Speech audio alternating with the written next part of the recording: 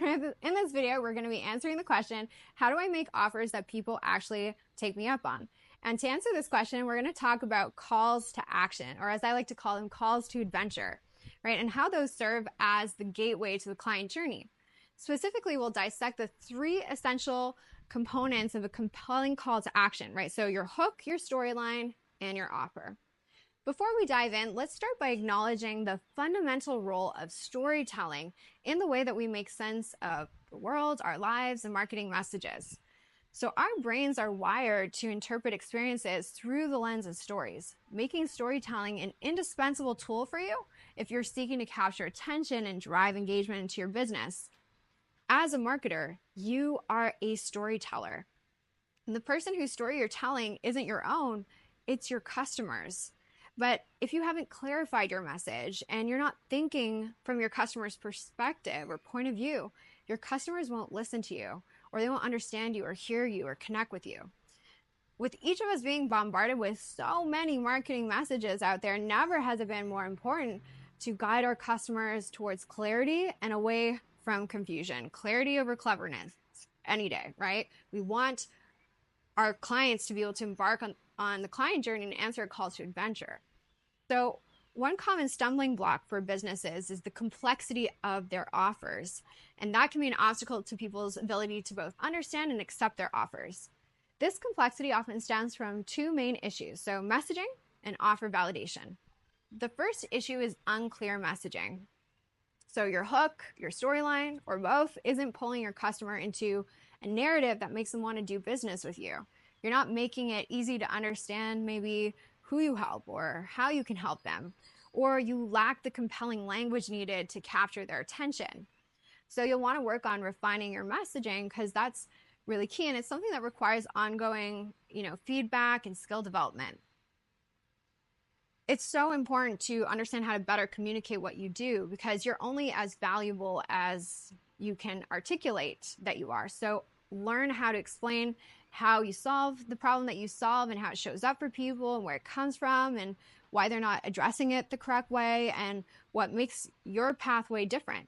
Learn to build a case for your work, for your offer, and the value it can bring.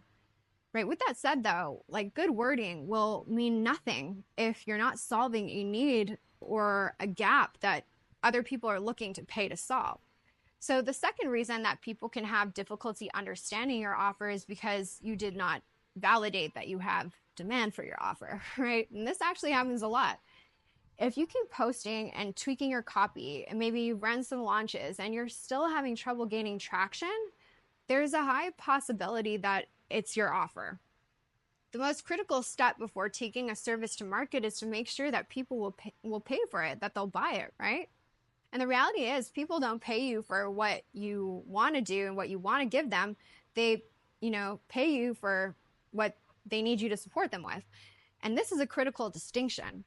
Good marketing will never make up for a faulty or invalidated service in the long run. Be sure that the thing that you're selling is actually in demand. Spend time creating something that people want and that gets predictable results. Take the time to validate the demand for what it is that you solve and the way that you solve it and what people are willing to pay to solve it before you spend oodles of time and money marketing it, right? Or investing in courses to bring it to market. In addition to issues around messaging and offer validation, one of the other reasons people may not be taking you up on your offers is that businesses often overlook the importance of clear calls to action. And this can end up creating unnecessary barriers to people working with you, right? But without explicit invitations to take action, potential clients can sometimes hesitate or overlook opportunities to work with you. While it may seem really obvious to you that you want your clients to book a discovery call or purchase from you, we can assume that it's obvious for them. Businesses that don't make their calls to action clear miss out on a lot of business. We have to clearly invite our customers to take a journey with us, or they won't most of the time. The thing to become aware of is that if you find yourself selling passively without any clear calls to action, you actually can end up conveying a sense of kind of lack of belief in what it is that you offer. When you don't prompt your customer to take a next action on the client journey with you, it kind of signals a lack of confidence. And the customer can pick up on that and feel a sense that maybe you yourself are not fully sold on the value you have to offer. You would be surprised by how many businesses don't create obvious calls to action for their customers. They don't include a good hook. There is, no logical next step that flows from their content or their conversations. A call to action involves communicating a clear and direct next step for a customer to take, right? So for them to overcome a challenge and restore the peace in their lives. Without clear calls to action, people will typically not feel compelled to take the next step forward with, towards working with you. It's our responsibility to make it as simple as possible for our customers to progress along the path to becoming a client and also to getting a result with us. There are two main types of calls to action to keep in mind. So there's direct calls to action and transitional calls to action. When you are selling coaching by offering to book a discovery call or make a direct purchase with you, that's a direct call to action, right? A direct call to action involves asking the customer directly for a purchase or to schedule an appointment with you. You need to bear in mind that making a purchase or booking a discovery call is a huge step along the client journey. So before people are sold on the big sell, they often need to be sold on a bunch of smaller sells. For this reason, if you make a direct call to action, you'll often notice that your clients will be in what we call the refusal of the call, right? Which is a common element in many heroes' journeys in literature, where the hero hesitates before embarking on their transformative journey, right? If we haven't built up enough know, like, and trust first. Before taking you up on a direct call to action, your clients may need a transitional call to action. So transitional calls to action are like the first and second and third dates before asking the customer to make a bigger commitment, right? They deepen the relationship.